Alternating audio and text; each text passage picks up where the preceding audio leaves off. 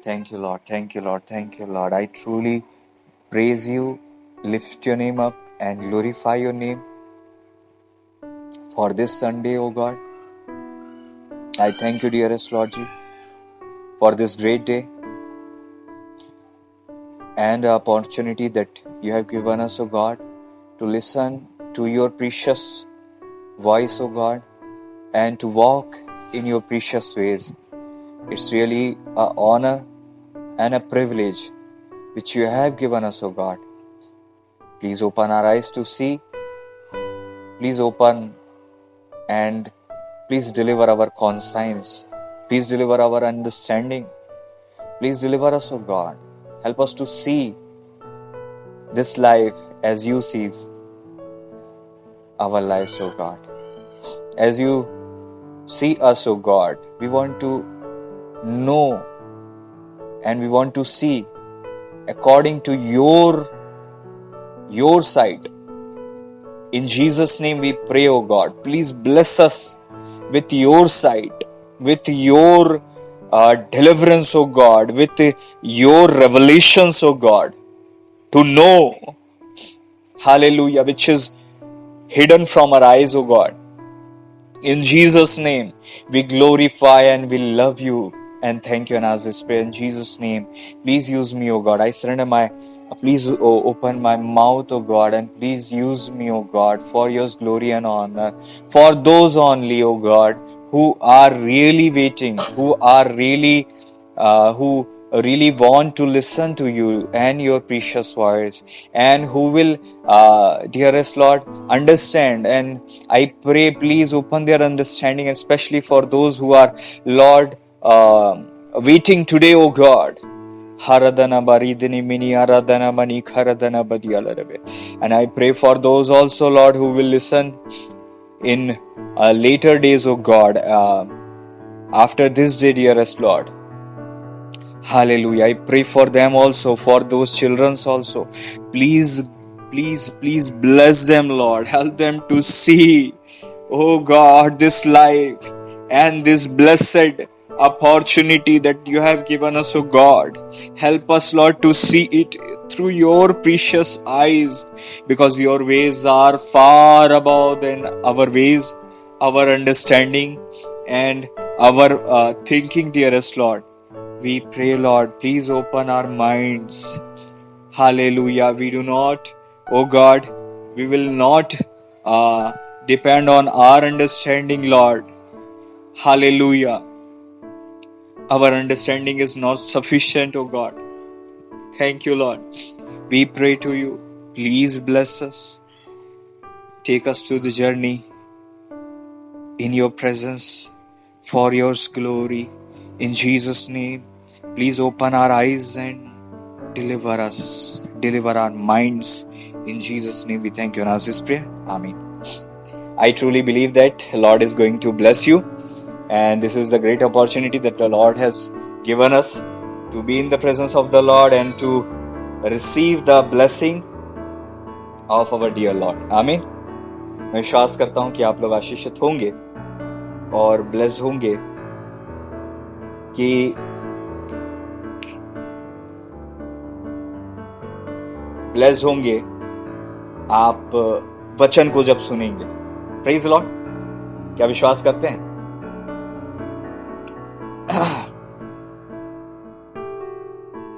ये हमारे ऊपर होता है कि हम कितना ज्यादा खाली होते हैं. जितना हम खाली होंगे उतना ही हम प्रभु जी की उपस्थिति से भरते जाएंगे. हालेलुया. Praise the Lord. मैं प्रभु जी का बहुत ज्यादा धन्यवाद देता हूं आज के इस दिन के लिए, कि प्रभु जी ने हमें ये दिन दिखाया है. और हर दिन विशेष होता है और हर दिन स्पेशल होता है, और आत्मिक रीति से हम नहीं जानते मोस्ट ऑफ द टाइम कि क्या खुदा बाप की, प्रभु जी की विशेष योजना हमारे जीवन पर है. लेकिन जब हम प्रभु जी की दृष्टि को प्राप्त करते हैं, जब हम प्रभु जी की प्रेजेंस को प्राप्त करते हैं, जब हम प्रभु जी की दया को प्राप्त करते हैं, तो हमें पता चलता है कि प्रभु जी का नजरिया क्या है ना. क्योंकि बहुत आसान होता है हम जिस माहौल में रहते हैं, हम इंसान हैं और हम जिस माहौल में रहते हैं, वो माहौल हमें इतना ज्यादा प्रभावित कर देता है, इतना ज्यादा बदल देता है, इतना ज्यादा हमारे ऊपर असर करता है कि हम वास्तविकता में परमेश्वर की असलियत को भूल जाते हैं। हम प्रभु जी के नजरिए को खो देते हैं और इस दुनिया को हम एक अलग दृष्टि से देखते हैं, जबकि ये झूठ है। जो हमारी दृष्टि है वो झूठ है, क्योंकि वचन कहता है कि संसार का जो ईश्वर है वो आंखों को बंद कर देता है, अंधा कर देता है, ताकि वो देखते हुए भी ना देख सके, सुनते हुए भी ना सुन सके। नासरत में प्रभु जी ने अपना बचपना गुजारा और लोग उनको पहचान नहीं पाए। क्या यह हो सकता है कि जीवित परमेश्वर का इकलौता पुत्र इस दुनिया में आए और कोई पहचान नहीं पाए? यह नहीं हो सकता। लेकिन यह होता तब है जब हमारी आंखों पे पट्टी आ जाती है। मनुष्यों की आंखों पर ब्लैक क्लाउड आ जाता है, काली पट्टी आ जाती है। उससे क्या होता है ना कि वो देखते हुए भी नहीं देखते, कान जब बन जाते तो सुनते हुए भी नहीं सुनते। क्या इत्तेफाक है कि जब प्रभु जी का जन्म हुआ तो ज्योतिषी आकर, जो कि इजरायली नहीं थे, ज्योतिषी आकर 2 साल की यात्रा किए और जब प्रभु यीशु से मिले तब वो अनुमानित 2 साल के यात्रा के बाद मिले थे। ठीक है।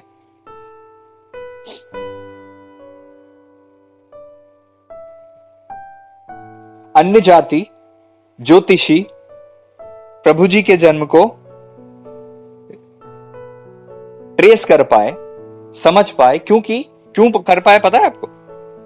क्योंकि गिनती की किताब में, मेरे ख्याल से निर्गमन में, गिनती में जब आप पढ़ते हो तो वहां पर साफ लिखा हुआ है कि याकूब में से एक तारा उदय होगा। हजारों साल पहले यह भविष्यवाणी हो गई थी और ज्योतिषियों ने इस बात को समझ लिया। तो मैं आपको क्या बताना चाहता हूं, ध्यान से सुनिए। अगर आप प्रभु जी से ये मांगेंगे कि प्रभु जी मुझे दृष्टि दीजिए, कि मैं आपकी दृष्टि को प्राप्त करूं और आपकी दृष्टि से मैं इस दुनिया को देखूं, आत्मिकता को देखूं, जीवन को देखूं, आत्मिक माहौल को देखूं, कलीसिया को देखूं, अभिषिक्तों को देखूं, आपने जो कुछ भी मुझे दिया है, मुझ में होकर आप जो कर रहे हैं और मेरे जीवन से जो आप चाहते हैं, एक एक बारीकी को मैं आपकी दृष्टि से देखना चाहता हूं। क्या आप समझ रहे हो? एक एक चीज को I want to look, I want to see. जब आप दुआ करते हो कि प्रभु मैं आपकी दृष्टि से देखूंगा, देखना चाहता हूं, और आप उसके लिए केवल एक बार नहीं, आप उसके लिए लगन के साथ खुदा की उपस्थिति में बैठते हो, तो वचन कहता है तू मुझसे मांग, मैं तुझे बड़ी बड़ी और कठिन बातें बताऊंगा जिन्हें तू अभी नहीं समझता। ऐसी कठिन चीजें हैं हमारे चारों तरफ, ऐसी कठिन आत्मिकता की घटनाएं हमारे चारों तरफ होती है, ऐसे बड़े बड़े मसले हमारे चारों ओर प्रतिदिन घटते हैं। केवल अंतर्दृष्टि की कमी, आत्मिक अंधापन, दृष्टि ना हो पाने से हमें नहीं दिखता कि कितने अद्भुत, विशालतम खुदा के कार्य हमारे जीवन में, हमारे चारों तरफ के माहौल में, हमारे चर्च में, हमारी सराउंडिंग में होते हैं। इसके विपरीत कि हम देख पाए, उल्टा होता है कि हमारी आंखों पर, लोगों की आंखों पर पट्टी बांध दी जाती है कि वे आत्मिक जीवन को बोझ समझें, आत्मिकता में चलना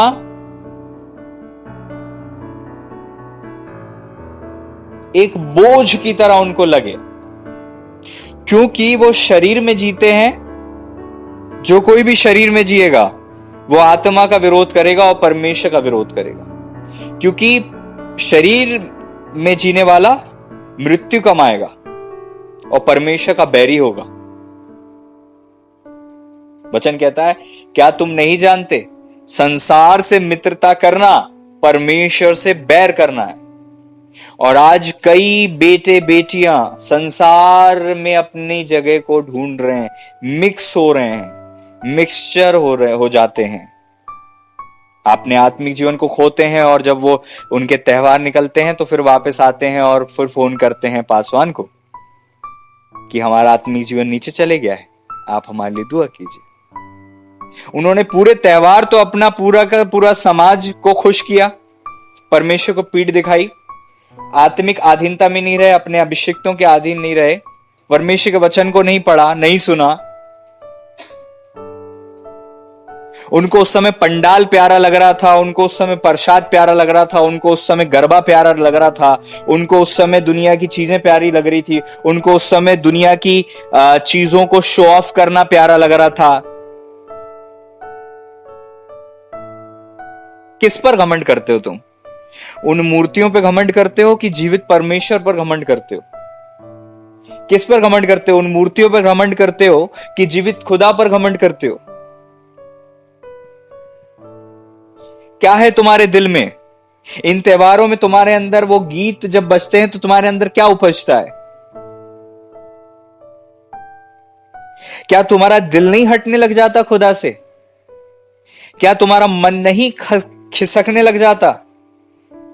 अपने आप को समझाते जरूर हो कि नहीं हम तो ये नहीं करेंगे, वो नहीं करेंगे, तुम जाके वहीं खड़े होते हो, तुम जाके वही देखते हो। तुमने अपनी आंखों को दूषित कर लिया और संसार के ईश्वर ने वहां पर तुम्हारी आंखों पर पट्टी डाल दी। अब तुम्हें आत्मिकता बुरी लगती है, परमेश्वर के अभिषिक्त बुरे लगते हैं, चिढ़ होती है, प्रार्थना करना तुम्हें अच्छा नहीं लगता।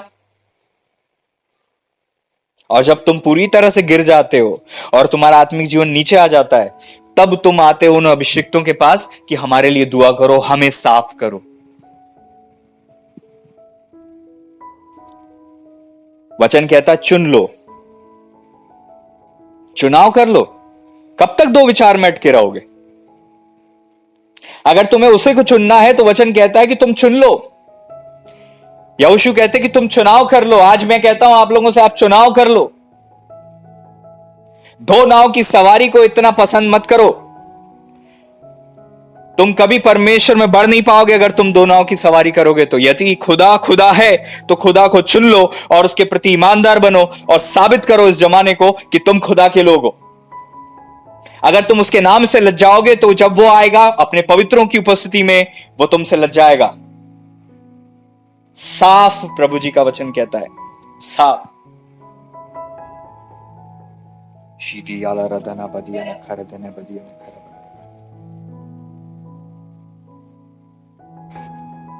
Are we really willing to surrender our life? Are we really willing to sacrifice our life? Our thinking, our way of thinking. Are we really want to surrender our life before the Lord or not? क्या आप सच में प्रभु जी के आगे अपने जीवन को समर्पित करना चाहते हो? प्रभु जी हम प्रार्थना करते हैं, खुदा प्रभु जी हर एक से आप बातें कीजिए, गड़बड़ी दूर हो, अंधकार की ताकतें दूर हो, हर एक से आप बातें कीजिएगा प्रभु जी। यीशु मसीह जी के नाम में आपकी उपस्थिति का हम स्वागत करते हैं। हर एक गलती अपराधों के लिए क्षमा मांगते हुए प्रभु यीशु मसीह जी के नाम में दुआ को मांगते हैं, स्वागत करते हैं प्रभु पवित्र आत्मा परमेश्वर जी आपका। सॉरी लॉर्ड, आमीन, प्रेज द लॉर्ड। क्या हम रियल में समर्पित होना चाहते हैं या फिर हम संसार में भी चलना चाहते हैं और हम संसार के लोगों को भी खुश करना चाहते हैं और अपनी भाभियों और अपने पड़ोसियों को खुश करना चाहते हैं, कि हम परमेश्वर को खुश करना चाहते हैं?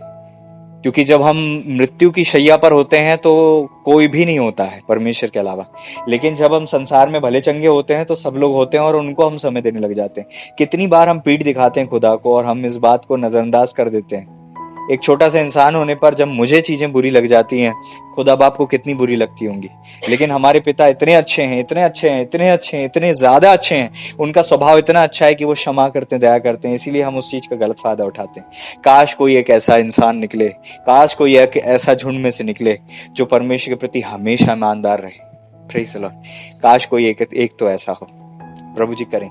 काश कोई एक तो ऐसा हो झुंड में जो हमेशा प्रभु जी को देखे, हमेशा प्रभु जी के प्रति ईमानदार हो, हमेशा संसार को पीठ दिखाए, हमेशा अपनी सारी इच्छाओं को मार दे और खुदा के लिए जिए और परमेश्वर की इच्छा को पूरा करे। काश कोई एक तो ऐसा हो। Hallelujah, hallelujah. काश कोई एक तो ऐसा हो जो परमेश्वर को देखे, खुदा की दृष्टि से देखे, परमेश्वर की योजनाओं को समझे और उसे समझकर परमेश्वर की महिमा और परमेश्वर की सेवा कर सके। Praise the Lord. इस दुनिया में जब प्रभु जी थे, लोगों ने उनको नहीं पहचाना और कहते ये तो बड़ाई का पुत्र है।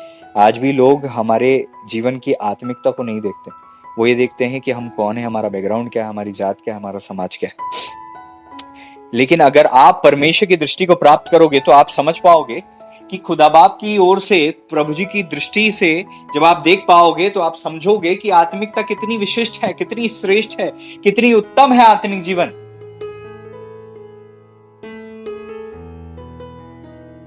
कितना विशेष है,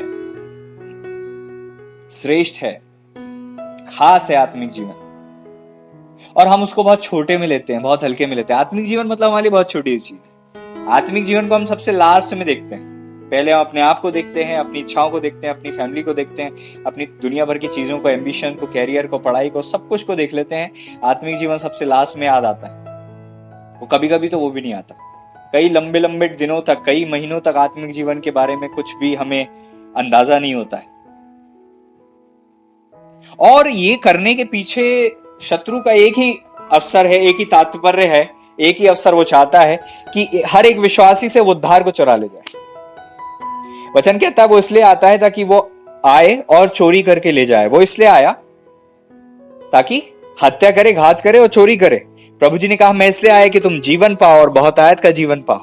प्रेज़ द लॉर्ड। मार्ग, सच्चाई और जीवन, प्रभु जी ने कहा मैं ही हूं। Praise the Lord. जब तुम्हारी लाइफ में प्रभु जी की उपस्थिति दूर हो जाती है तो तुम्हारी लाइफ से मार्ग, सत्य और जीवन चोरी होने लग जाता। मार्ग, तुम खुदा के मार्ग से भटक जाते हो। सच्चाई, तुम सच्चाई से अवगत नहीं होते, तुम अंधकार में चलने लग जाते हो, तुम्हें पता नहीं होता कि क्या हो रहा है, क्या नहीं हो रहा है। और जीवन से तुम दूर हो जाते हो, मृत्यु आ जाती है।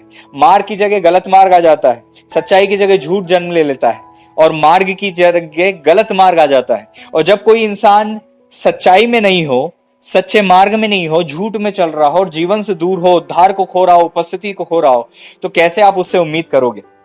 आज आपको प्रेरित करना चाहूंगा, अपने उद्धार को मत खो जो प्रभु जी ने आपको दिया है, क्योंकि आप उसको खो सकते हो।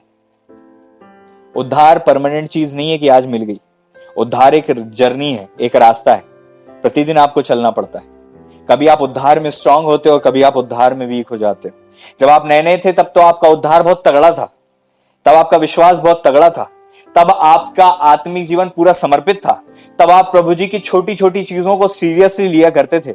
लेकिन जब क्या हुआ, थोड़े दिनों बाद आपके आंखों पर पट्टी, मन में झूठ और अंदर से जीवन चोरी होने लग गया, आपका उद्धार कम होने लग गया, आत्मिकता को आप छोटे हल्के रूप में लेने लग गए। आपका स्तर तो ऊंचाई पर गया, लेकिन आपकी मनोदशा, आपका मानसिक स्तर, आपका दृष्टिकोण बदलता गया और आप छोटी सोच के साथ आ गए। पहले आप नीचे थे लेकिन आप परमेश्वर में समर्पित और ताकतवर थे। आज आप ऊपर हो और आप उतने ही कमजोर और उतने ही कम समर्पित हो। आज आपका स्तर तो ऊंचा है लेकिन आप इस्तेमाल कम होते हो। पहले आपका स्तर कम था और आप इस्तेमाल ज्यादा होते थे क्योंकि आप समर्पित ज्यादा थे। आप खुदा के लिए जीने और मरने को तैयार थे। अब आप समझौता करने को तैयार हो। अब आप संसार से अपनी मित्रता को देखने के लिए तैयार हो। आप उनके साथ मिक्सअप हो जाते हो, आप उनके साथ मेल कर ले जाते हो।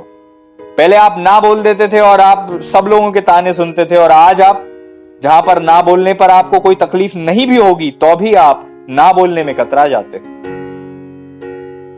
पहले आपने सबको छोड़ दिया था और अब आप उन 4-5 लोगों को छोड़ नहीं पा रहे अपनी जीवन से।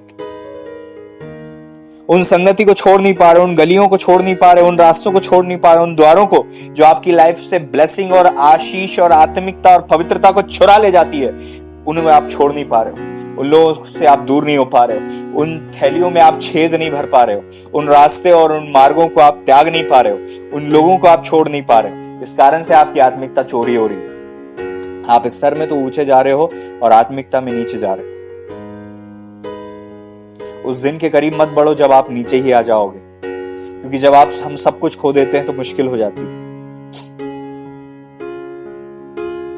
Appreciate what God has done in your life. लूत की पत्नी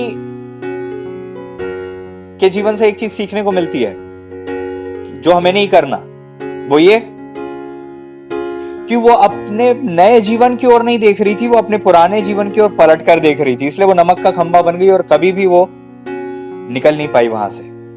वहीं की वहीं सूख गई, वहीं की वहीं नमक का खंभा बन गई। क्या आपका लूत की पत्नी जैसा हाल तो नहीं है कि आप संसार में से निकल तो गए हो, परमेश्वर में बढ़ तो रहे हो, लेकिन पलट पलट कर देखते हो। आपको संसार प्रिय लगता है,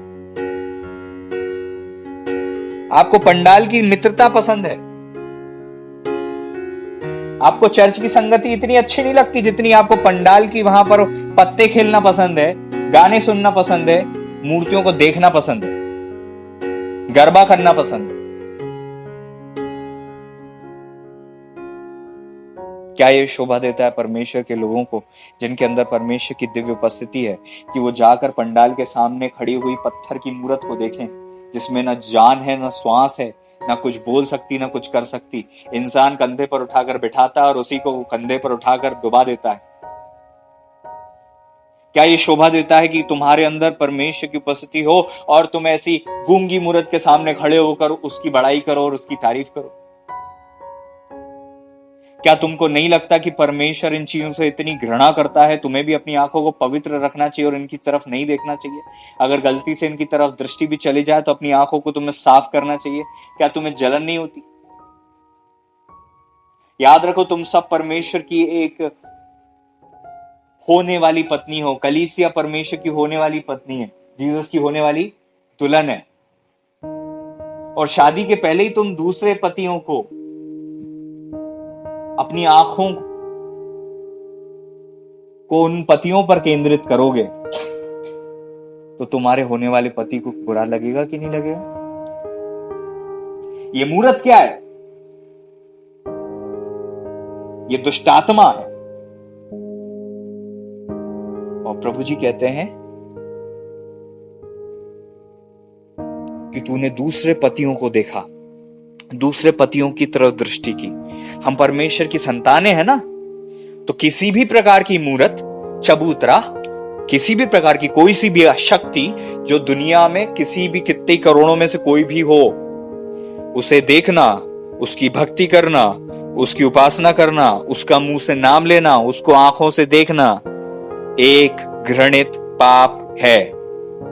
वचन कहता है जिन देवताओं की मध्य में तुम रहते हो उनका मुंह से नाम भी नहीं लेना। देखना तो दूर की बात है, मुंह से नाम भी नहीं लेना। घृणित वस्तु, प्रभु जी नाम नहीं लेते, कहते हैं घृणित वस्तु। क्या आपको जलन है? आप जितनी बेटियां हैं उनसे मैं पूछना चाहूंगा और जितने बेटे हैं उनसे मैं पूछना चाहूंगा, लड़कों से पूछता हूं, अगर तुम्हारी जीवन साथी किसी और पति को तुमसे ज्यादा देखे, कैसा महसूस होगा?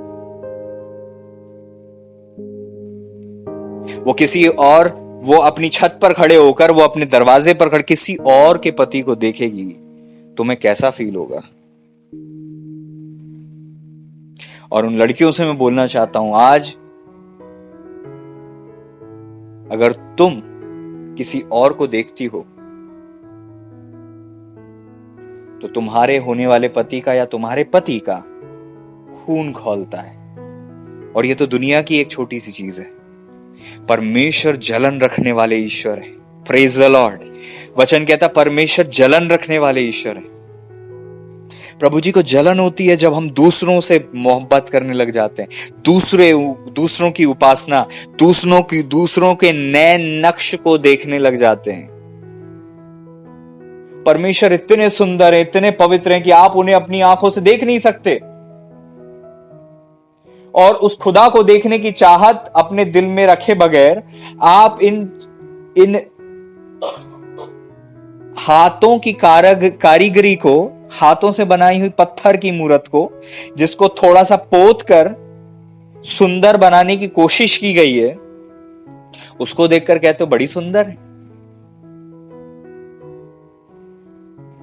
क्या तूने कभी भी ये इच्छा की तेरा मन शुद्ध हो जाए ताकि तू खुदा को देख सके? मत्ती 5वां अध्याय कहता, धन्य वे जिनके मन शुद्ध हैं, वे परमेश्वर को देखेंगे। अय्यूब कहते, मैंने अपने कानों से आपकी चर्चा सुनी थी, अब मेरी आंखें आपको देखती हैं और मुझे अपने आप पर घिन आती है।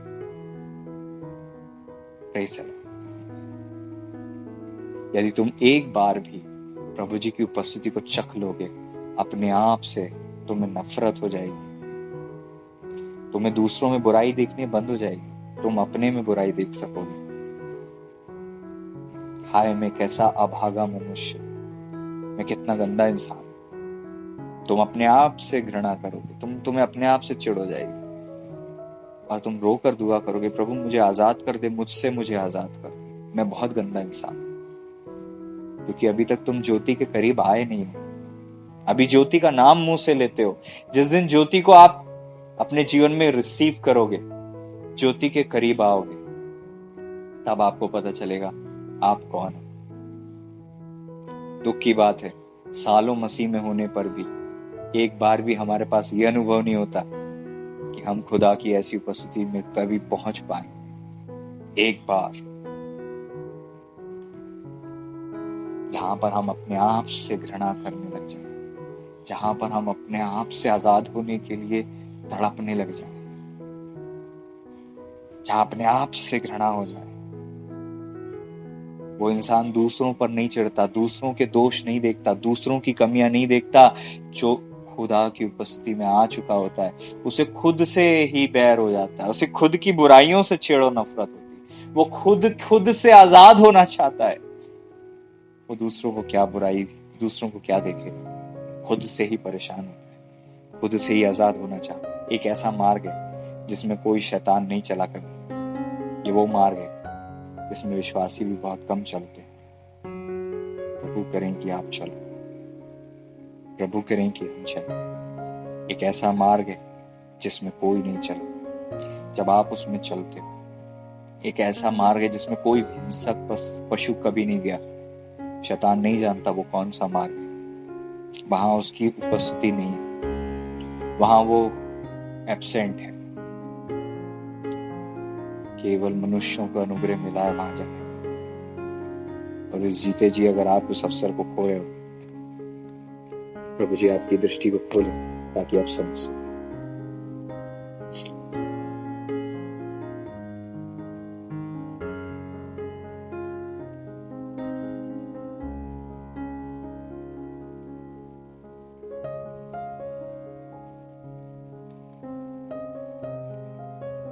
प्रभु जी आपकी दृष्टि को खोले कि आप समझ सको।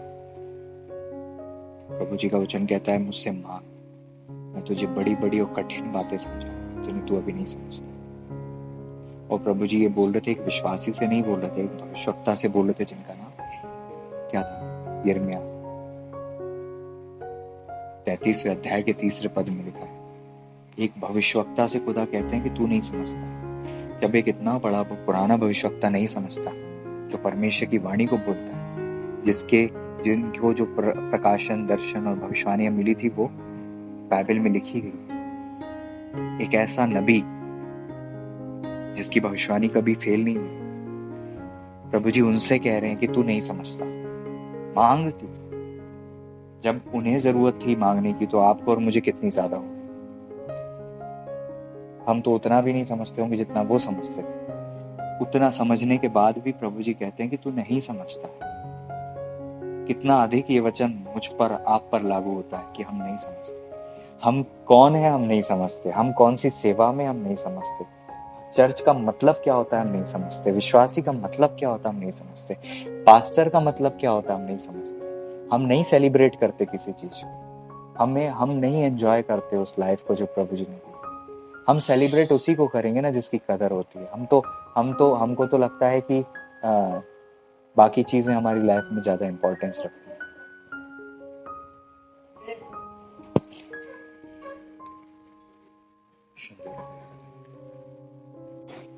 क्या आप समझ रहे हो? प्रभु जी हमारी सहायता करें, रुकावटें दूर, ताकि हम समझ सके प्रभु जी हमसे क्या बोलना चाह रहे हैं, क्या हम समझते हैं। इस संसार का एक दुख बताऊं, इस संसार का एक दुख है, वो दुख ये है, एक दुख है संसार, शत्रु का ये छल है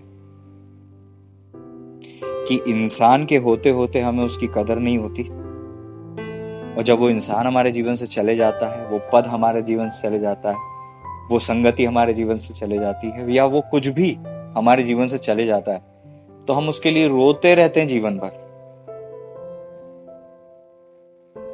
हाल ही में हम एक दिन बात कर रहे थे कि पुरखों के श्राद्ध में इतनी भीड़ आई, जब वो जिंदा था, जब इतने लोग आ जाते तो क्या बात। ये एक धोखा है। इंसान के जाने के बाद हमें उसकी कदर आती है, लेकिन उसके रहते हुए उसका इंपॉर्टेंस हम नहीं समझ पाते। हमें नहीं है कदर, हमें नहीं है चीजों की कदर, हमें नहीं है मनुष्यों की कदर।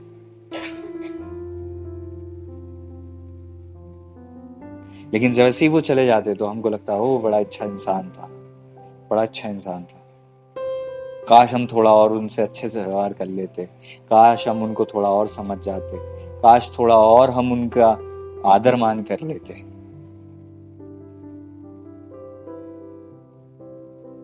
मैं उन इंसानों में नहीं होना चाहता जो धोखे के साथ जीवन जिए और मनुष्यों के जाने के बाद कदर समझे। मैं उनमें होना चाहता हूं जो जीते जी हर एक की कदर समझे।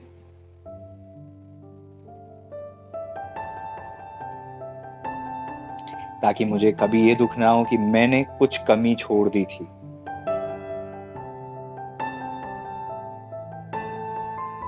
हालेलुया। इंसान के चले जाने के बाद आप उसकी कदर करोगे। आज आपके पास आपके बुजुर्ग हैं, आज आपके पास आपकी माँ है, आज लोगों के पास अपने माता पिता हैं, अपने भाई बहन, अपने लोग हैं, चर्च है, पास्टर हैं, सब कुछ है। उन लोगों से पूछो आप जिनने अपना आत्मिक गुरु खो दिया, अपना आत्मिक पास्टर खो दिया, आप उन लोगों से पूछो। हम जीते जी अपने लोगों की कदर नहीं करते, ये अंधापन नहीं तो क्या है, और उनके जाने के बाद उन्हीं के लिए रोते रहते। ये तो एक ऐसा दुख है, जीते जी हमने उसकी कदर नहीं करी, और उसके जाने के बाद ना वो हमारे आंसू देख रहा है, ना उसको तक हमारी बात पहुंचती होगी, और हम रो रहे हैं। जीते जी अगर हम केवल उनके साथ 2 वक्त का समय गुजार लेते और बस इतना कह देते कि आपने हमारे जीवन में जो कुछ भी किया है, प्रभु जी ने आपके द्वारा हमारे जीवन में जो कुछ भी किया है, आज हम उसके लिए धन्यवादी। I appreciate, I respect you for what the Lord has done in my life through you. I respect. मैं ऐसा इंसान नहीं बनना चाहूंगा, कभी नहीं लॉर्ड, प्लीज दया कीजिए मुझ पर। ऐसा इंसान कभी नहीं बनना चाहूंगा जो किसी एक की कद्र ना करे। एक की कद्र करो, एक की कद्र करो। एक छोटा सा इंसान जिसे हम बहुत छोटा समझते हैं, वो भी हमारी लाइफ में बहुत इंपॉर्टेंस रखता है, बहुत इंपॉर्टेंस रखता है। क्या आपको नहीं लगता कि हम छोटी छोटी चीजों को ज्यादा इंपॉर्टेंस देते हैं, और लाइफ में जो ज्यादा इंपॉर्टेंट है उनको हम इंपॉर्टेंस ही नहीं देते? हमको लगता है वो असर ही, उनका इंपॉर्टेंस नहीं हमारी लाइफ में। आज आपको मिल रहा है इसलिए आपको लगता है कि चलो ठीक है, अच्छी बात है, तो हम इस लायक थे या जो भी है। प्रभु ना करे, लेकिन जिस वक्त में वो आशीष चले जाती है ना, फिर कोई ऐसी कीमत नहीं है जो अदा करके हम उसे वापस पा लें।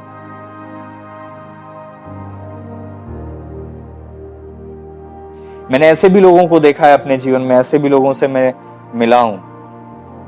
प्रभु जी ने बहुत बड़ा अवसर उनको दिया था,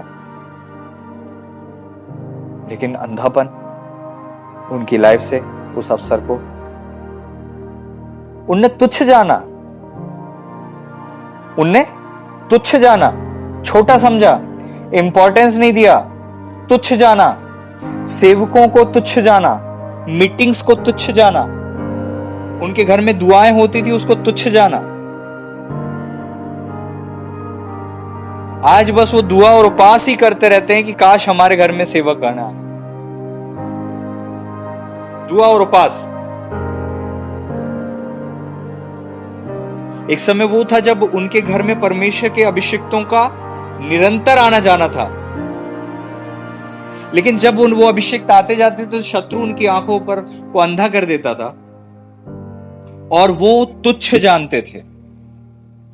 और धीरे धीरे करके उनका जब घड़ा भर गया तो न्याय आ गया, और जब न्याय आ गया तो फिर किसी भी उपास और किसी भी प्रार्थना से अब वो वापस नहीं आ रही चीज, चाहे वो कितना ही कर रहे हैं।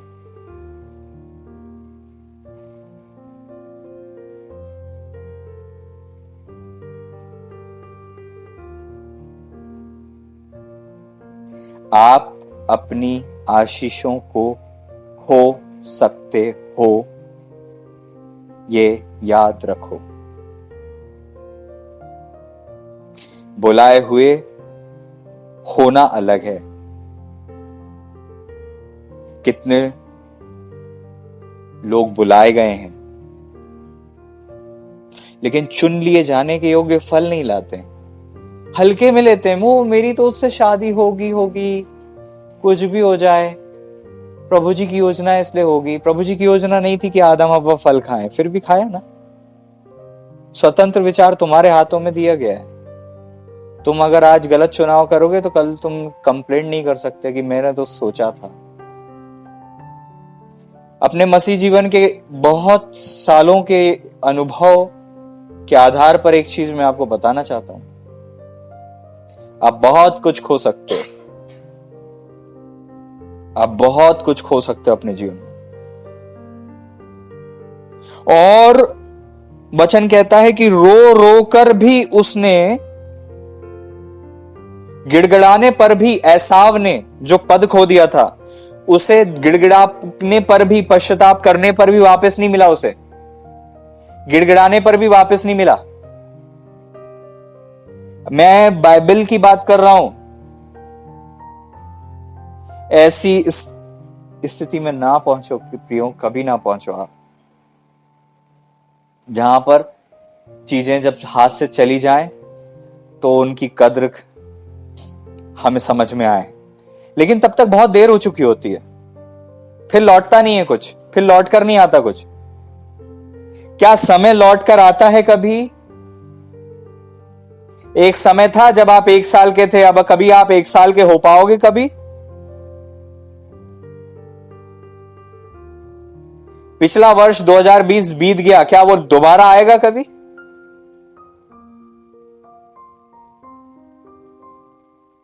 अड़तीस साल से जो रोगी था उसने 38 साल में 38 बार पानी हिला था, और 38 बार साल में 38 अवसर खोए थे, लेकिन उन 38 अवसरों में से कोई सा भी एक अवसर उसके पास नहीं आया।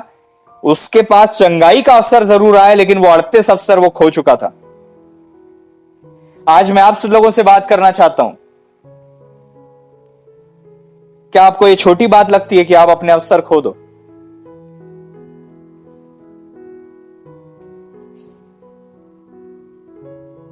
कितनों के लिए प्रभु जी की विशेष योजना थी कि बड़े बड़े ऊंचे पद पर पहुंचे। कितनों के लिए परमेश्वर ने विशेष जीवन साथियों को चुनकर रखा था कि वो वहां तक पहुंचे।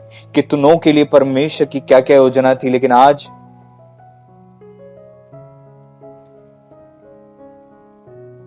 मेरी आपसे यही रिक्वेस्ट है। रिक्वेस्ट मुझे करना नहीं चाहिए, लेकिन फिर भी एक सलाह मैं आपको देता हूं कि अवसरों को मत खोना। आप वही हो जो आप अवसर पाकर हो या अवसर खोकर हो। आपकी लाइफ में कोई सी कमजोरी है, वो अवसर खोने की वजह से है, कोई ताकत है अवसर पकड़ने की वजह से। Praise the Lord. वचन कहता है शैतान को अवसर मत दो, और वचन यह भी कहता है कि अवसर को बहुमूल्य समझो, कदर करो उस चीज की जो खुदा ने रखी है। आंखें खोल लो अपनी, देखो तुम्हारे सामने क्या रखा है। Praise the Lord. अंधा गड्ढे में गिरता है और अपने साथियों को भी ले डूबता है। जब भी आपका उन्नति का समय आता है, आपकी आंखों पर पट्टी आ जाती है और आप मुंह से बलवा, व्यवहार से बलवा कर जाते हो, ताकि आपकी आशीषों को वापस से सांकलों से बांधकर शैतान पटक दे और आप कभी बढ़ ना पाओ।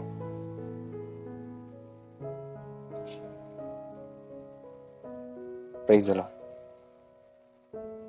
इसलिए मैं उन लोगों को अप्रिशिएट करना चाहता हूं जिनकी लाइफ में, जिन्होंने परमेश्वर की सुनी, वो आदर के योग्य हैं। आसान नहीं है, क्योंकि आत्मिक जीवन में बढ़ना, मैं ये नहीं देखता कि वो इंसान कितना गिरा है, कितनी बार गिरा है, मैं देखता हूं वो कितनी बार उठा है, कितनी बार ऊंचाई पर गया है, उसका स्तर ऊंचाई में कितना रहा है। क्योंकि जहां तक वो इंसान पहुंचा है, वहां तक पहुंच पाना ही हमारे लिए बहुत मुश्किल लगता है।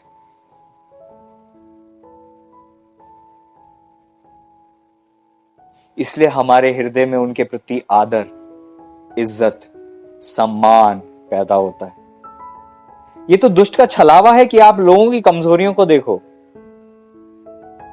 आप उनकी 1,00,000 अच्छाइयों को छोड़कर आधी कमजोरी को पकड़ के बैठ जाते हो जीवन भर। इससे बड़ा अंधकार और इससे बड़ा धोखा क्या होगा कि 1,000 चीजों को छोड़ते हो और एक कोई कमजोरी को पकड़ के बैठ जाते हो, एक कोई आदत को पकड़ के बैठ जाते हो, एक चीज आपको अच्छी नहीं लगी, एक चीज आपको हर्ट कर गई, तो आपने चर्च छोड़ दिया, आपने कलीसिया छोड़ दी। पलट कर देखोगे और आप ये सोचोगे कि मेरे पर्सनल जीवन में किसी ने क्या बुरा किया था, तो आपको एक भी चीज नहीं मिलेगी।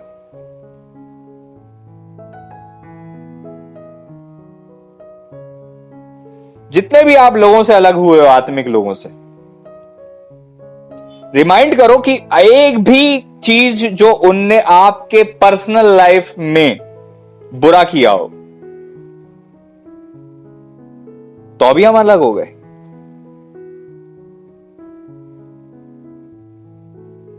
किसी ने हमारी लाइफ में कुछ नहीं बिगाड़ा और हम ही सबसे बड़े दुश्मन बन गए उनके।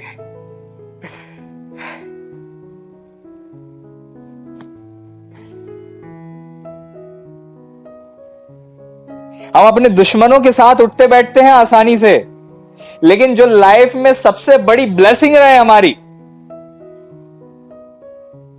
उनसे मुंह छुपा के निकल जाते हैं, उनकी चर्चा भी नहीं है,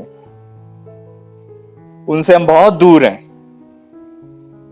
दे are not really important in our sight, वो हमारे लाइफ में महत्वपूर्ण नहीं है।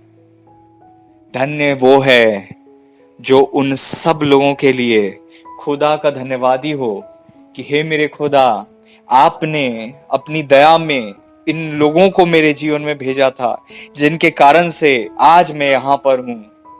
मैं जो हूं वो हूं, आपके अनुग्रह से हूं, और आपने उन पात्रों को इस्तेमाल किया था जिनके कारण से मैं आज यहां पर हूं। अगर वे लोग नहीं होते, अगर वे नहीं चुने गए होते, काश हम इस बात को समझें कि धन्यवादी रहना एक स्वभाव है, आभारी रहना एक स्वभाव है, आभारी रहना एक स्वभाव है, और वो प्रभु से आता है।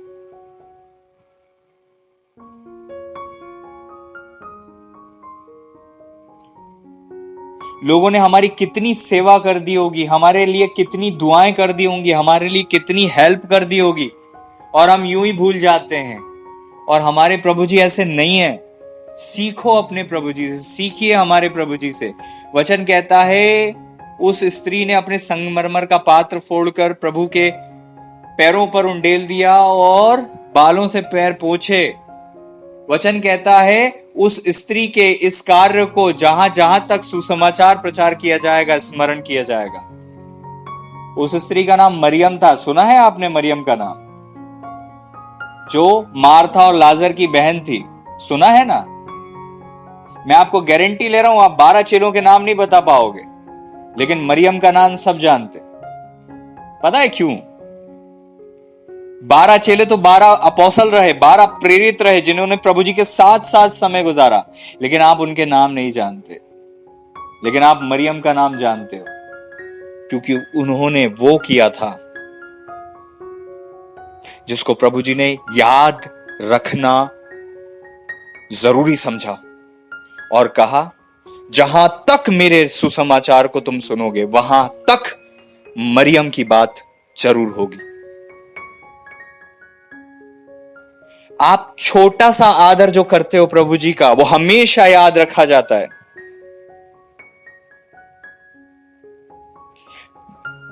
चेलों का कितना बड़ा पद था, लेकिन आपको नाम याद नहीं है 12 चेलों के। एक विश्वासी थी मरियम, आप उनको जानते हो। वचन कहता है उन्होंने जो किया, प्रभु जी ने उस चीज का आदर किया।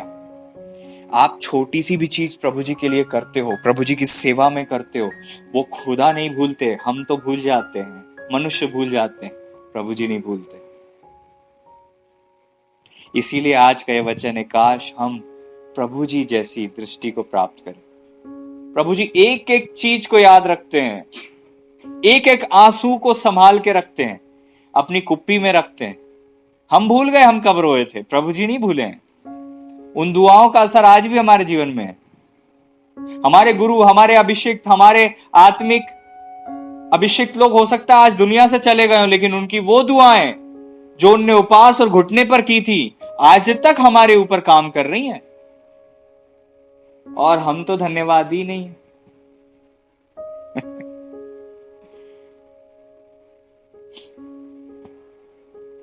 उनकी एक वेदना कि प्रभु इसे बचा ले, आज हम जीवित हैं और अपनी लाइफ को ऐसे जी रहे हैं जैसे फर्क ही नहीं पड़ता। हम तो अलग ही से आए हैं, किसी ने हमारे जीवन में कुछ काम नहीं किया। अरे मनुष्यों को तो दूर, हम तो खुदा बाप को भी धन्यवाद। प्रभु जी हमें क्षमा करें, ऐसा हम गलती ना करें। हम अपने खुदा के आभारी रहें, अपने पिता परमेश्वर के आभारी रहें, और खुदा ने जो कुछ भी हमें दिया उस सब की हम कदर करें, सब के लिए धन्यवादी रहें, सबको अप्रिशिएट करें, सब की कदर करें। क्योंकि इस दुनिया में क्या है जो आप यहां पर लाए हो ले जाओगे। अगर आप एक अच्छे इंसान बन जाते हो, अच्छा नाम अनमोल इत्र से उत्तम है, बड़े धन से अच्छा है ज्यादा अच्छा नाम। आपका अच्छा नाम लेकर अगर आप जा रहे हो, 4 लोगों में खुदा की बड़ाई करके आप जा रहे हो, तो आपके जीवन को आप साकार समझ सकते हो। ये जीवन भी क्या मतलब का जब आप आभारी नहीं रहो, किसी के लिए धन्यवादी नहीं हूं, मैं तो अपनी जीवन की मालिक हूं, मैं तो, मुझे फर्क नहीं पड़ता किसी से। आप अकेले नहीं हो। आपके माता पिता की संगति से आप पैदा हुए हो, शिक्षकों ने आपको पढ़ाया लिखाया यहां तक पहुंचा दिया, इसलिए आप इतने ज्यादा पढ़े लिखे बन गए हो। आपके मां ने, आपके पिता ने, आपके पास्टर ने, आपकी कलीसिया ने, आपके आत्मिक गुरुओं ने, कितने लोगों ने आपकी लाइफ में कितनी बार दुआएं की, कितना इन्वेस्टमेंट किया, कितनी बार कुछ किया, तब जाके आज आप ऐसे बने हो। और आप कहते हो कि मुझे फर्क नहीं पड़ता, हमें किसी से मतलब नहीं है। क्यों आप धन्यवादी नहीं हो? क्यों आप धन्यवादी नहीं हो? एक एक छोटी चीज की कद्र प्रभु जी करते हैं और हम बड़ी बड़ी चीजों को यूं ही भूल जाते हैं।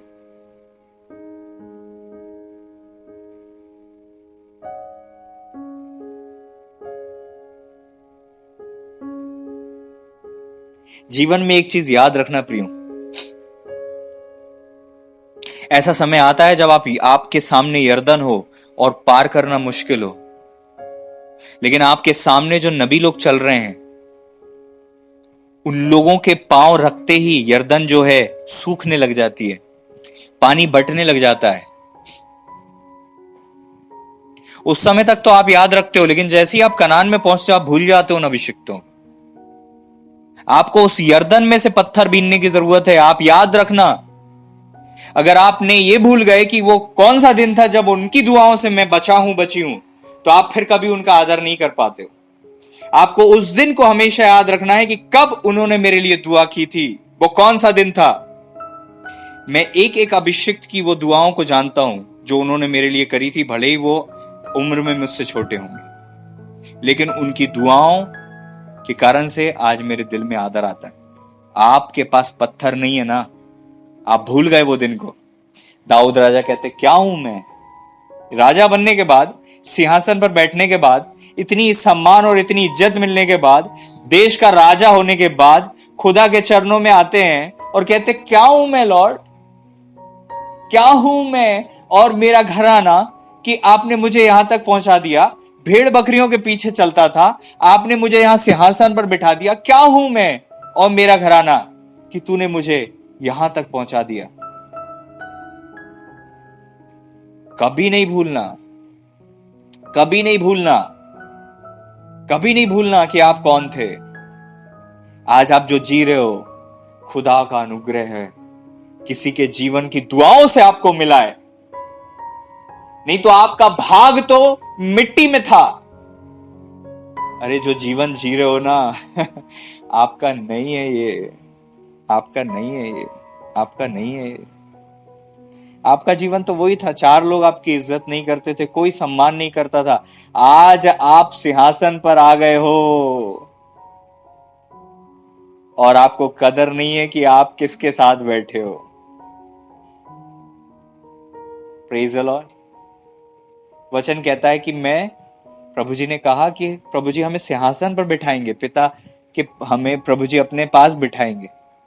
क्या आपको नहीं लगता कि ये बहुत बड़ी बात है?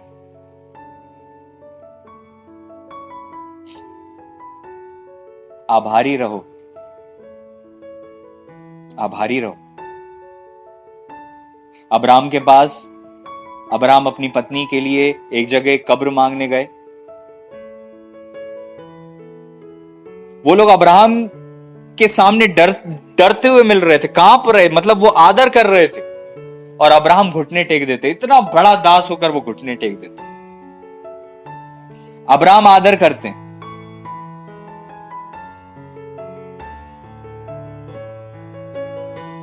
आजकल हम थोड़ा सा कुछ हो जाते हैं और हमें हमारी लाइफ से आदर चले जाता है। आदर हमारे जीवन में नहीं है। हम अपने से बड़ों का आदर नहीं करते, हम अपने माता पिता का आदर नहीं करते, हम अपने बड़े बुजुर्गों का आदर नहीं करते, और हम अपने पासवानों का तो आदर करते ही नहीं है।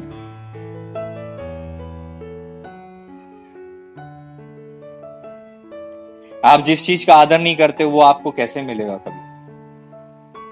आपको आदर करने वाला बनना है। आदर करना सीखो, रिस्पेक्ट करना सीखो। रिस्पेक्ट, प्रभु जी का वचन कहता है वे दुगने आदर के योग्य समझे जाएं जो हमारे बीच में वचनों की सेवा करते हैं। दुगने आदर, और हम तो आदर ही कर लें वो बड़ी बात। हमसे उम्मीद दुगने आदर की है और हम आदर तक भी नहीं पहुंचते हैं। कितना कितना हमारी लाइफ में गलत है जो सुधारना जरूरी है। दुगना आदर करना सीख।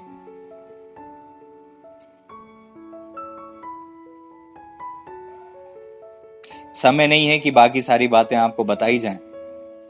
वचन आपको प्रचार किया जा रहा है। Praise the Lord. प्रभु जी का आदर करो, प्रभु जी के कार्य का आदर करो, प्रभु जी ने जो जो दिया है उस सब चीज का आदर करो, हर चीज का सम्मान करो। अंधापन दूर करो अपनी आंखों से। प्रभु जी से मांगो कि हे प्रभु मेरी आंखों से अंधापन दूर कर दे। सबसे कम आदर वो लोग करते हैं जिन्हें सबसे ज्यादा आदर करना चाहिए। पास्टर की पत्नी उन पास्टरों का कितना आदर करती है, आज मेरा प्रश्न है। मैं आपको ना दोष दूंगा ना आप पर टिप्पणी करूंगा, मैं आपसे बस इतना कहना पूछना चाहता हूं, अगर आप पास्टर की वाइफ हो, होने वाली वाइफ हो, या फैमिली के लोग हो, आपको उन लोगों का कितना आदर करना चाहिए? आप उस चर्च के लोगों से कम ही आदर करते होगे। चर्च के लोग पास्टर का ज्यादा आदर करते हैं, पत्नी ज्यादा पास्टर का आदर नहीं करती। मैं आपको बताऊं पत्नी को अपने पास्टर का कितना आदर करना चाहिए। पत्नी का पति अगर पास्टर है और वो पत्नी का भी पास्टर है तो उसको दुगना आदर करना चाहिए, और वो ही पति भी है तो पति का भी एक आदर है, तो दुगने को आप पति के आदर के साथ मिक्स कर लो तो आदर कितना हो गया? दुगने से ज्यादा हो गया। और पत्नी कितना आदर करती है विश्वासी भाई बहनों से? कम। अगर करती है ऐसा तो सोच कर देखो, आपको दुगना नहीं, आपको उससे ज्यादा करना है, क्योंकि वो आपका सर भी है, आपका पास्टर भी है। पास्टर का दुगना आदर, सर का एक अपना सम्मान है, और आपको आदर में किस लेवल पर होना चाहिए। दुख की बात है, बाकी लड़कियां, बाकी बहनें, बाकी बेटियां, बाकी लोग उनका आपसे ज्यादा आदर करते हैं। प्रेज़ द लॉर्ड,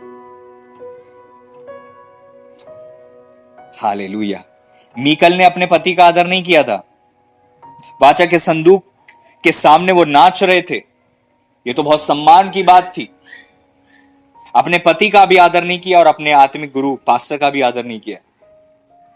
दाऊद राजा, मीकल हमेशा के लिए बांझ रही, कोई संतान नहीं हुई, कोई संतान नहीं हुई। अपने पति का अनादर करके अपनी कोख को बंद कर लेना कहां की समझदारी है? हमको लगता है कि नहीं। इसहाक की जो पत्नी थी उनको भी संतान नहीं हो रही थी, इसहाक ने दुआ की थी, तब वो गर्भवती हुई और उनके पेट में 2 जुड़वा बच्चे आए। समझ रहे हो आप?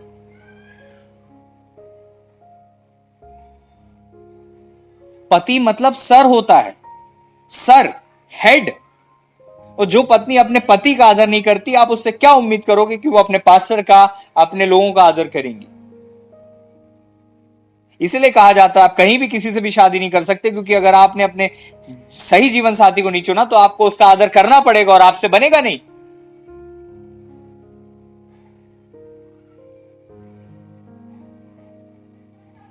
कैसे वचन को पूरा कर पाओगे फिर?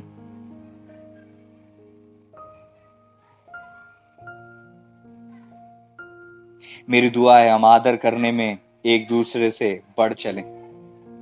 पढ़िए आपने पत्री, वचन कहता आदर करने में एक दूसरे से बढ़ चलो, ऊपर पहुंचो, सम्मान में आगे बढ़ो, कंपटीशन करो, कंपटीशन करो, बढ़ चलो। मैं नहीं कहूंगा कि आप कंपैरिजन करो, कंपटीशन करो, लेकिन मैं आपसे इतना जरूर कहूंगा, दृष्टि मांगो। दृष्टि मिलेगी तो आदर अपने आप आ जाएगा। जब आप प्रभु जी की दृष्टि से इंसानों को देखना चालू करोगे तो आप उनकी कद्र करना चालू कर दोगे। Praise the Lord. प्रभु जी आज हमारी आंखों को खोलें ताकि हम छोटी बात न समझें, जो हमें मिल रहा है बहुत बड़ा है। प्रभु करें कि हमारी आंखें खुल जाएं, प्रभु यीशु मसीह जी के नाम में। प्रभु जी मैं धन्यवाद देता हूँ इस वचन के लिए, आपने मुझसे और हम सबसे बातें की। मैं धन्यवाद देता हूँ, सारी महिमा आपको देता हूँ, आदर आपको देता हूँ, सम्मान आपको देता हूँ, बड़ाई आपको देता हूँ, तारीफ आपको देता हूँ। प्रार्थना करता हूँ हर एक के जीवन में आपकी आशीष हो, हर एक की लाइफ में आपका अनुग्रह हो। दया कीजिएगा मेरे पिता परमेश्वर। प्रभु जी आपने ऐसा कर दिया, धन्यवाद देते हैं। सारी महिमा और आदर आपके पावन चरणों में रखते हैं। सभी को ब्लेस कीजिएगा, वचन के अनुसार आंखें खुल जाएं ताकि हम समझ सकें, दृष्टि पाएं, बड़ी बड़ी कठिन बातें जिन्हें आज हम नहीं जानते हम समझ सकें। प्रभु यीशु मसीह जी के नाम में मांगते हैं, आमीन।